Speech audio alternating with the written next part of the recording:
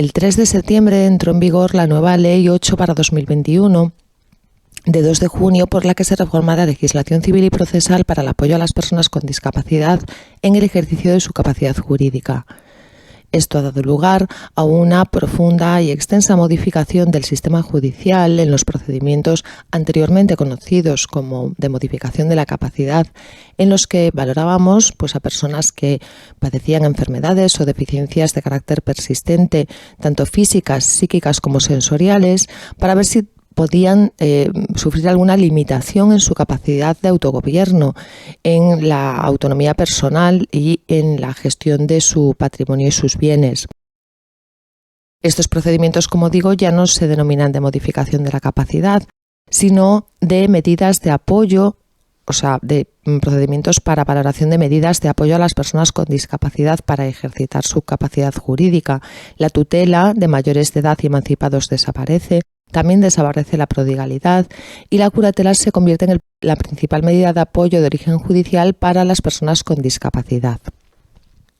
El objeto de esta ley, por tanto, será la adaptación o la adecuación de nuestro ordenamiento jurídico a la Convención Internacional sobre los Derechos de las Personas con Discapacidad, hecha en Nueva York el 13 de diciembre de 2006. La cuestión es que nuestro ordenamiento jurídico, nuestro marco jurídico con anterioridad a la entrada en vigor de esta ley, ya se consideraba adecuado y adaptado a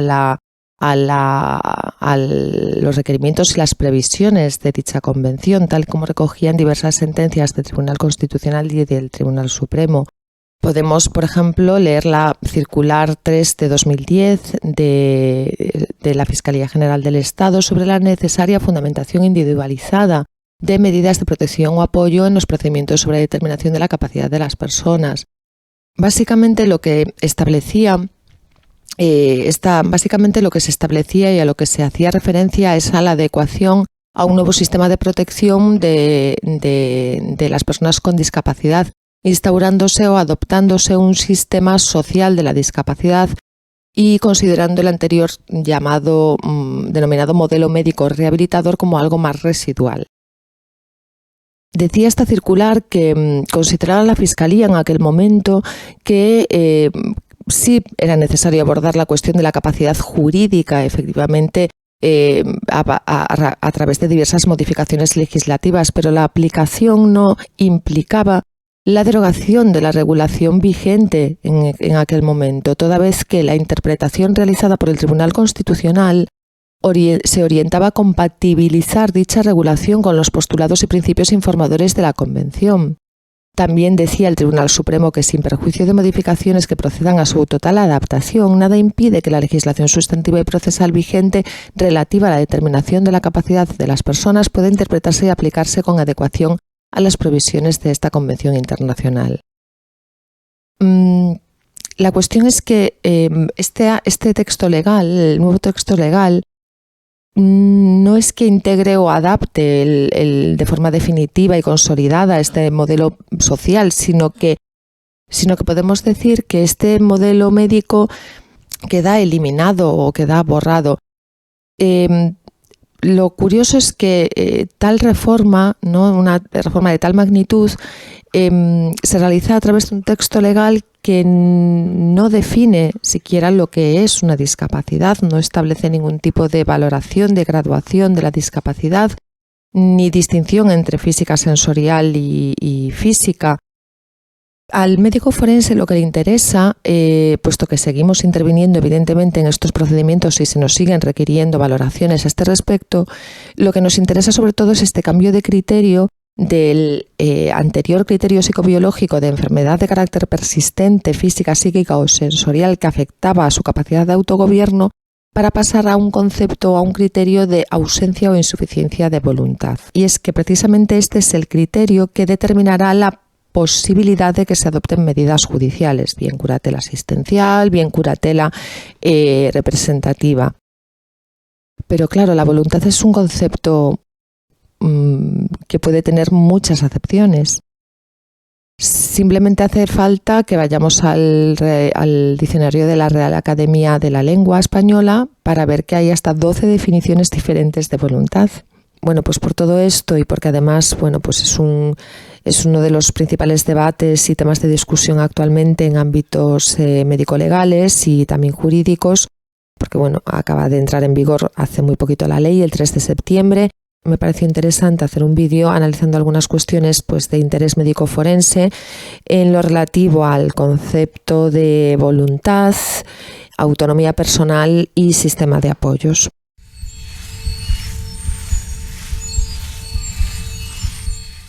Ya desde una perspectiva más actual y más psiquiátrico-forense o médico-forense, el acto volitivo voluntario es aquel que surge como reacción a una decisión consciente, reflexiva y con sentido. La voluntad es la capacidad de poder autodeterminarse, de poder reflexionar o decidir, de elegir, de admitir o rechazar. En definitiva, de hacer posible que una idea, un deseo, se transforme en acto voluntario. Tras la llegada a la conciencia de una idea, pensamiento, deseo o motivación, surge el proceso reflexivo, discernimiento racional y lógico, acerca de la misma y de las circunstancias que conlleva. A partir de ello surge la intencionalidad, el ánimo o la resolución de hacer una cosa o de evitarla, y en caso afirmativo se opta, se pasa al acto. La capacidad para optar, de pasar al acto, es lo que se considera voluntad. La psicología clásicamente diferencia en el acto voluntario una serie de fases que con un interés didáctico y para hacer más comprensible las complejas funciones psíquicas superiores, podemos dividir en las siguientes. Primera fase de representación, en el mundo consciente o incluso procedente del inconsciente de un deseo, tendencia o plan. ¡No dispare! ¡Coja el dinero y márchese! ¿Qué? Pues yo eso nunca. ¿Nunca? La segunda fase de deliberación, en la cual el sujeto racionaliza, elabora, analiza la idea y surgen los aspectos positivos o negativos, las facilidades o las dificultades. Ya que has llegado hasta aquí, ¿cómo sería tu vida si atracases el Badulaque?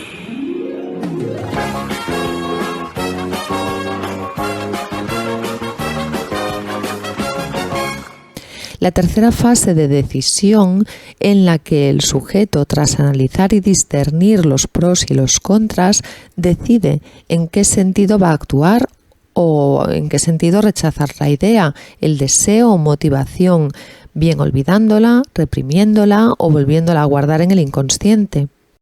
Lo haré. Voy a atracar el Badulaque. La última fase sería la fase de paso a la acción o de ejecución. En el caso de que la elección haya sido en ese sentido, hacia el paso al acto voluntario, el poner en marcha los mecanismos para que esa idea, deseo o motivación se traduzca en la realidad de un gesto, un movimiento, una conducta activa o una conducta pues menos compleja o incluso en una conducta expresada por la falta de acción precisamente. A ver, deme... ¡Oh! Así, la expresión del acto voluntario es la expresión de la libertad.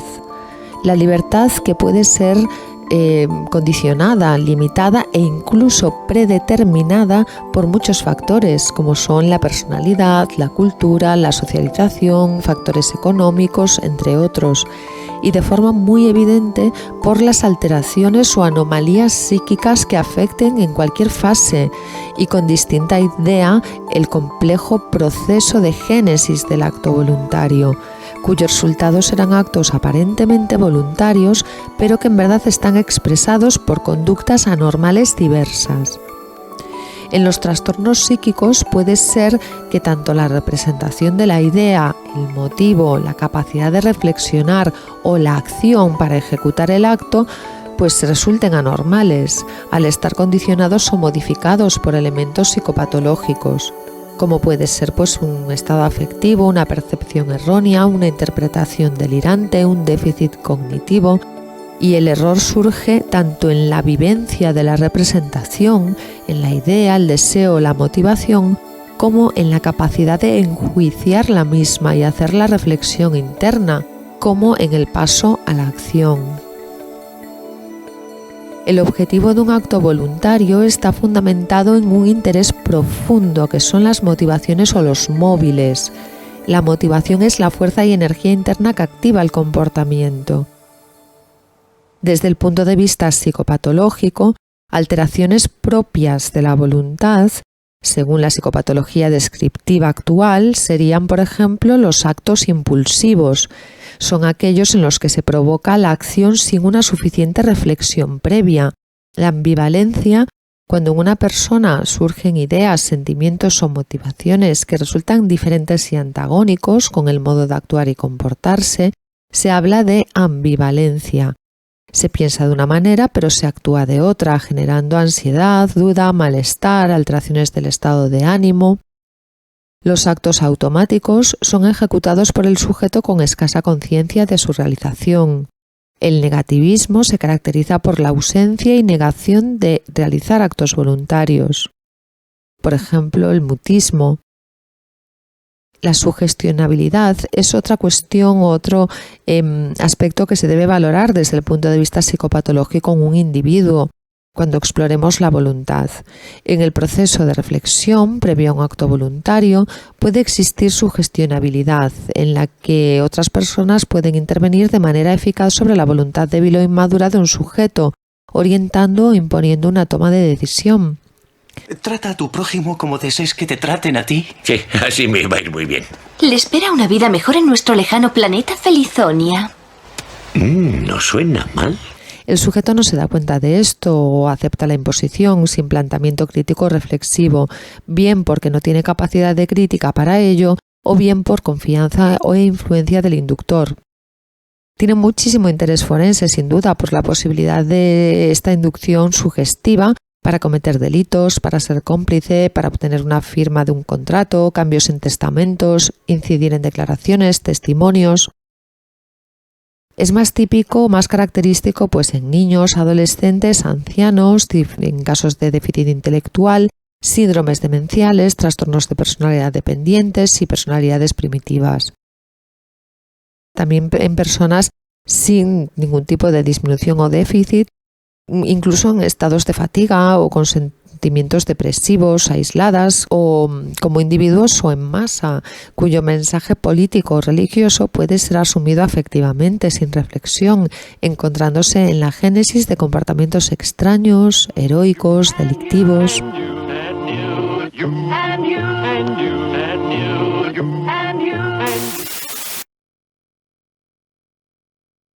Bueno, pues teniendo en cuenta todo lo que hemos estado viendo hasta ahora, creo que es lógico pensar si nosotros tomamos una decisión o realizamos una acción bajo ese condicionamiento, esa voluntad condicionada de alguna manera, bien por factores primarios o secundarios, como ya dije, lo que se está restringiendo es nuestra propia libertad personal. Por eso se dice que cuando una persona tiene afectada su voluntad a la hora de actuar o tomar una decisión, no toma esa decisión o no realiza esa actividad de forma libre y autónoma, porque esa libertad no es más que la expresión de la voluntad.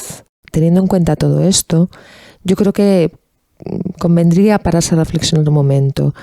En primer lugar, sobre si el realizar un abordaje en materia de si realizar un abordaje de la autonomía personal de las personas con discapacidad y todo este sistema de apoyos, proclamando como principal o criterio principal rector de toda la normativa la dignidad de las personas, la salvaguarda de la dignidad de las personas y evitar este supuesto excesivo paternalismo, ¿no estaríamos poniendo en riesgo la libertad de esa persona?